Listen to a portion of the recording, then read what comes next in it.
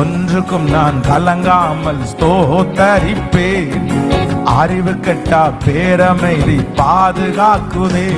நீர் விரும்பத்தக்கவை தூய்மையானவை, நீர் விரும்பத்தக்கவை தூய்மையானவை, அவைகளையே தியானம் செய்கிறேன். தினம் அறிக்கை செய்து ஜெயம் எடுப்பேன். போடும் அவைகளையே தியானம் செய்கிறேன். தினம் அறிக்கை செய்து ஜெயம் எடும். இப்ப சொல்லோ, கேடகம் நீரே, மகிமையும் நீரே, தலை நிமிர செய்பவர் நீரே. கேடகம் நீரே, மகிமையும் நீரே, தலை நிமிர செய்பவர் நீரே. தலை நிமிர செய்பவர் நீரே, தலை நிமிர செய்பவர் நீரே.